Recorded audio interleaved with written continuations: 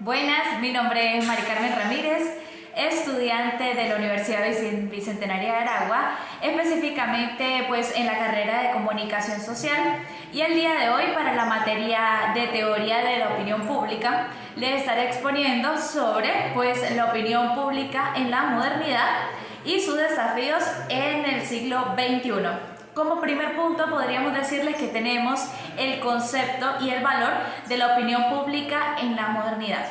Pues de una forma muy simple debemos decirles que este nace pues en el momento, este producto de la Ilustración. Pues esta idea se desarrolla íntimamente con los estudios políticos de finales del siglo XVII y XVIII, que se dieron cita también de la mano del desarrollo de la teoría democrática liberal en el siglo XIX. Pues allí podemos decir que esta concepción, el uso de este término pues se refiere a la opinión en intereses generales o comunes o pues que beneficien al bien común y más concretamente a asuntos relacionados con la administración del Estado. Por ello, cuando hablamos de opinión pública, no podemos desligarlo en muchos sentidos de lo que es las cuestiones relevantes de la política y del ámbito social. Como primer punto, para desarrollar este tema, tenemos los problemas de la opinión pública en el siglo XX. El número uno es la falta de competencia. ¿Dónde hablamos y por qué hablamos de falta de competencia? Pues allí nos referimos a que el público realmente no tiene la capacidad para opinar en los asuntos públicos porque hay una carencia de información. Pues en este momento el conocimiento es correcto e incluso incorrecto, pues exacto que debemos tener los ciudadanos para tener una opinión formulada. En este momento pues los individuos forman sus opiniones a través de informaciones gravemente incompletas, muchas veces sesgados por estereotipos sociales, ideas preconcebidas, temores, prejuicios o por lo que le facilita el medio de comunicación. Como número dos tenemos la falta de recursos. En este problema no se le atribuye directamente al individuo, sino se le deriva a lo que es los medios de comunicación, puesto que ellos mismos son el problema en sí, porque no presentan la suficiente información para conocimiento público. Debido a que pues para ello no es importante que los individuos tengan una idea completa de cuál es la problemática. Aquí, ¿cuál es la solución? Pues la solución es simple, es ofrecer más y mejores recursos para la información y formación de cada uno de los ciudadanos de lo que sucede a su alrededor. Como tercer problema tenemos en el siglo XX la tiranía de la mayoría. Esta es otra problemática, puesto que prevalece lo que es el carácter mediocre, generalizando pues la opinión pública y manteniendo una presión social. Es allí como el estudio de la misma Elizabeth Newman de lo que es la teoría de la espiral del silencio nos explica cómo la opinión de la minoría siempre es sesgada y oprimida por lo que opina la mayoría. Entonces hace que los puntos de vista de este pequeño sector de la población aún sigan siendo inválidos o incluso se desvanezcan. La solución a esta problemática que se ha venido atacando durante muchos años es incesantemente la formación de una individualidad fuerte que asegura los asuntos minoritarios sean adecuados, protegidos, hacerlo saber que la opinión de la mayoría y la minoría también son tomadas en cuenta. Tenemos como otro problema la susceptibilidad a la persuasión. Estamos hablando inclusive de la teoría de la aguja hipodérmica, donde los medios de comunicación, volvemos y caemos a lo mismo, son garantes de una persuasión, de una influencia en los asuntos públicos e incluso en lo que puede opinar la mayoría. Pues los medios despiertan emociones en el público e inclusive pueden sesgar para que impongan posiciones o conductas específicas, que es lo que se quiere, que es lo que deriva esta susceptibilidad a la persuasión. Y como último problema tenemos el dominio de las élites. Este es un problema bastante que ha venido durando durante muchos años, ya que lo catalogan como estudios donde se determinó la domesticación de las creencias de las masas. Aquí estamos no dirigiendo no al individuo, sino al público, sino como un público de masas donde se necesita dominar e implantarle cierto tipo de pensamientos ideológicos que esto me va a convenir cierto modo, para el dominio de las élites, para seguir con mi proyecto individual. Aunque son estos 5 la mayoría de los problemas que podemos observar en lo que es la opinión pública en el siglo XX. Como siguiente punto tenemos el público, lo que es la composición y la variación. Aquí hablamos específicamente de dos vertientes, lo que encierran en 2 niveles, los elementos activos y los elementos relativamente pasivos. ¿Por qué hablamos de los elementos activos y los relativamente pasivos? Pues el éxito se consigue en una audiencia mayor que se debe a gran medida en los esfuerzos que son actores que hacen públicos sus desacuerdos. Muchos analistas apuntan que la política consiste en gran medida en la creación y supresión de los asuntos. Pues en este momento es que esta fase, este público activo o los actores presentan la problemática y las soluciones expuestas para, de cierto modo, aclararle a la audiencia o a su público que eso es lo que está sucediendo en su entorno, mientras que los espectadores forman parte de esta decisión unánime. Sin embargo, pues son guiados por los actores. Y hay que aclarar pues que la distinción entre actores y espectadores no es totalmente definitiva. A veces toca de actores y otra de netamente espectadores. Esta fase política no se puede dejar de lado, ya que pues la opinión pública, una vez está debatido todo el tema de actores y espectadores, su público en principio retrocede debido al acotamiento y reducción de comunicación. Por eso es tan importante la comunicación. Por eso las asociaciones y alineaciones formadas por las respuestas públicas al problema es algo persistente. Entonces es aquí donde preconcebimos la identificación del público con el que estamos trabajando y la importancia de hacerles saber cuáles son las problemáticas que más están aquejando a nuestra comunidad. Vamos con el siguiente punto, donde les conversamos sobre los elementos constitutivos de la opinión pública. Aquí los derivamos en 4: actitudes, opiniones, creencias y representaciones sociales. ¿Por qué hablamos de la combinación de estos 4 productos? Pues debido a los avances metodológicos, pues situaron a los investigadores en los años 30, pues se produjo un giro significativo en la concepción de la opinión pública. Pues ya es un fenómeno, es más colectivo, ya no es algo individual.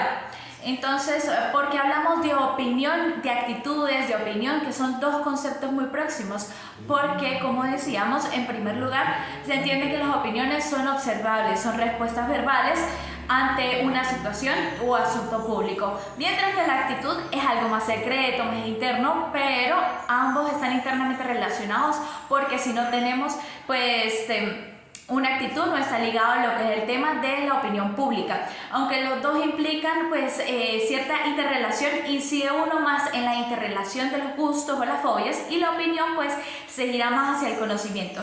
Es aquí donde nos referimos a como dice el actor, esta situación caló en ambos ámbitos científicos para su previa debate.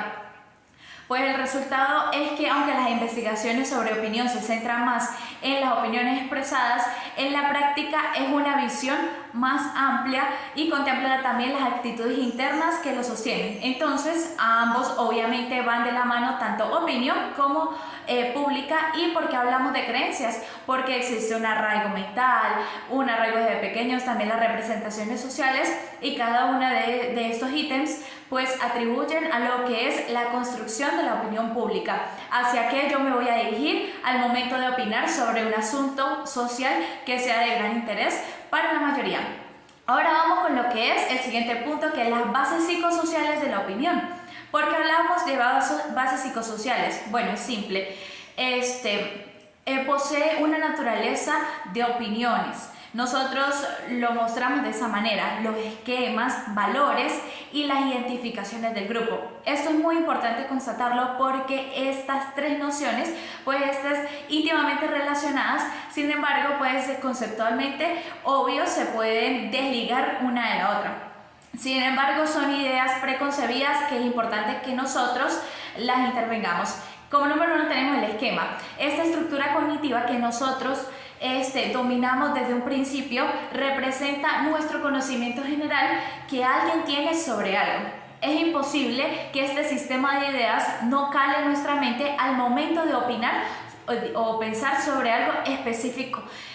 Son ideas inferidas relacionadas con cualquier concepto. Puede ser una persona, un grupo, un acontecimiento o lo que esté ocurriendo a su alrededor. Pues este esquema es un filtro constante que está en nuestra mente y que ayuda pues a seleccionar la información relevante sobre una cuestión de opinión pública. Como número 2 tenemos los valores. Los valores son la base fundamental de la sociedad. Y esta construcción ayuda pues a la formación de opiniones. Obviamente los valores se conceptualizan como aquellas creencias evaluadores, pero tienen la cualidad de ser creencias sobre lo que es deseable, sobre lo que está bien, sobre lo que está mal y en qué momento infieren en nuestra conducta personal o social, o como los planes que llaman a la acción personal. Como tercero tenemos la identificación del grupo.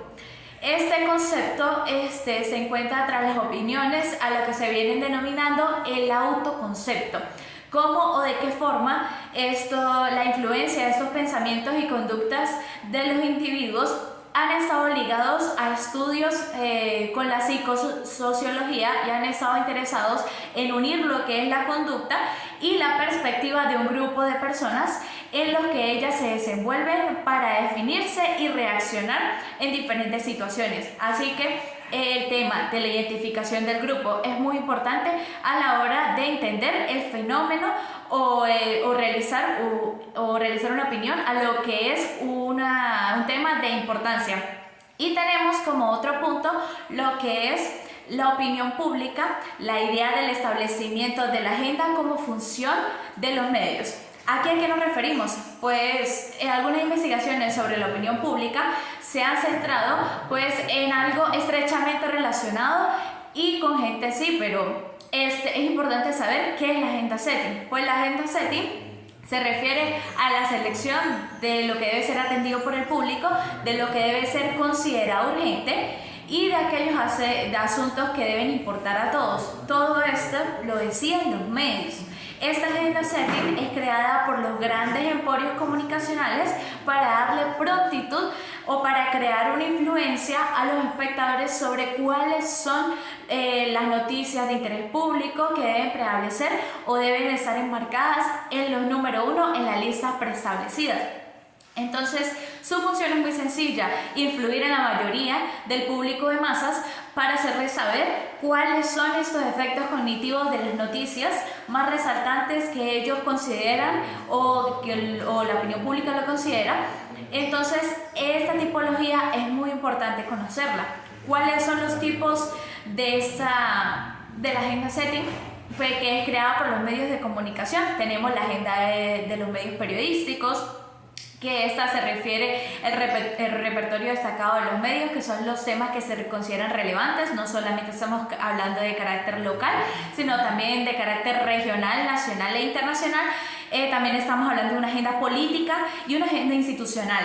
La agenda política son los temas de manera generalizada, donde la colectividad estima cuáles son los temas a tener en cuenta o considerados en esta relevancia. Y pues esta teoría de la agenda setting inclusive podríamos hablar que es dirigida a un público de masas. Nuevamente es dirigida para dominar y es dirigida y es parte del dominio de las grandes élites. Ahora vamos con el siguiente punto o el siguiente apéndice, que es el desafío de la opinión pública en el siglo XXI. Creo que este es uno de los puntos más importantes para destacar, puesto que en la sociedad actual, donde prevalece pues con la globalización digital, la carencia de información. Tenemos lo que es o lo que podemos conocer amplio acceso a la información, pero a la vez estamos totalmente desinformados. Entonces, el primer punto, y me causó suspicacia porque hablamos de la opinión pública sin periodismo. ¿Cuál es la realidad del periodismo en ese momento?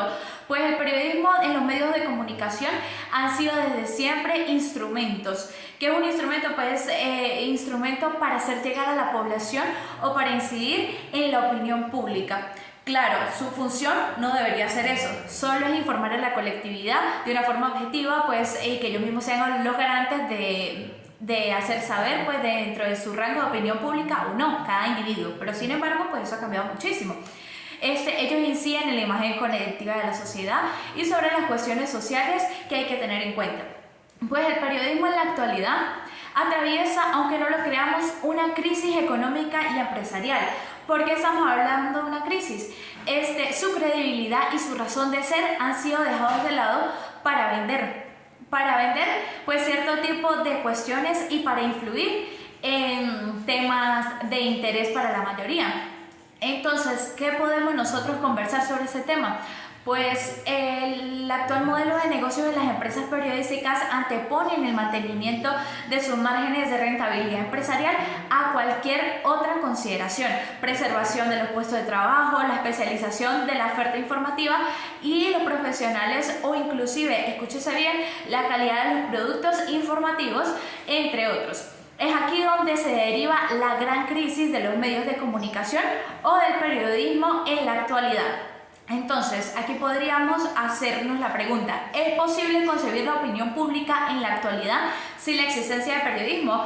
Pues claro que se puede concebir la opinión pública, ya existe, ya está allí. Sin embargo, que todos opinen lo mismo sobre un tema determinado, o sea, el tema que se encuentre en la palestra pública, sin la influencia de los medios de comunicación, sin la influencia del periodismo, a mi parecer, es totalmente ajeno, no sería posible, ya que no se puede apartar en la actualidad, en la época de la digitalización, en la época de la información, en la época de la posverdad. No podemos concebir la opinión pública alejada totalmente del periodismo.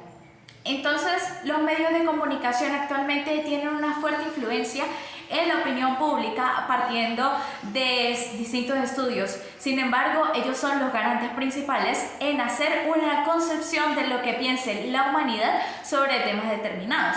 Inclusive, democracia y tecnología es un nuevo fenómeno que podemos estar observando. Sí, es un nuevo fenómeno porque esta democracia versus la tecnología es algo que no puede estar desligado una de la otra. Cuando conversamos sobre cambios sociales y tecnológicos que se viven en nuestros días frente al destacamiento a la realidad política, que todo eso va de la mano, se produce, escúchese bien, la colonización del lenguaje político por el del lenguaje de las tecnologías de la comunicación. Ya no estamos hablando solamente de un tema político, sino también parte de las tecnologías de la comunicación, al mismo tiempo pues de la democracia, como así la llamamos, pues que es un concepto que bastante ha estado cojeando en los últimos años, carece de capacidad de respuesta ante los grandes desafíos planteados por la aceleración del tiempo histórico y al tiempo del cambio. Entonces, democracia y tecnología ¿es un nuevo fenómeno? Claro que es un nuevo fenómeno. Inclusive estamos dejando la concepción de la política de lado para dominar sobre ella la concepción de la tecnología y la información en los medios de comunicación. Y como último punto tenemos la vida social digital, las famosísimas redes sociales.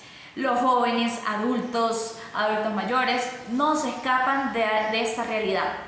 Ya los medios de comunicación tradicionales fueron dejados de lado para dar paso nuevamente, una vez más, a los medios digitales. Sin embargo, no han muerto del todo, los medios tradicionales aún siguen por allí, pero el consumo de internet y las redes sociales aún ha aumentado considerablemente, porque esas tecnologías ofrecen nuevas posibilidades de expresión y también información y entretenimiento. Es una interacción constante en el espacio virtual. A veces formulan un problema que no existía y sin embargo ellos ya te tienen la solución para vender el producto. El distanciamiento de los jóvenes de los medios tradicionales inclusive se podría abarcar no solamente a los jóvenes sino también a los adultos, lo que pone en cuestión el papel de los medios para seguir desarrollando a la sociedad actual. Para la digitalización ha tenido un auge extraordinario, donde podríamos hablar que es allí donde la opinión pública cala un grado más. Las redes sociales influyen, ahora son el nuevo consumo de información que accede la mayoría. Ya la mayoría al despertar no va directamente al periódico, sino que directamente lo que hace es para consumir información es agarrar su teléfono y acceder a las redes sociales. ¿Qué es lo peligroso? Pues que las redes sociales nos dan lo que ellos quieren darnos a conocer, la información que ellos nos quieren proyectar. Entonces las redes sociales versus movimientos sociales es una realidad. La red social está allí constante con la sociedad, pero no deberíamos dejar morir las instancias principales, las primeras fuentes de información y la influencia de las redes sociales en la opinión pública. Deberíamos tomarnos un poquito más de tiempo para hacer pues su previa investigación. Muchísimas gracias por su atención. Esta fue mi exposición sobre el tema de la opinión pública en la modernidad y sus desafíos del siglo XXI.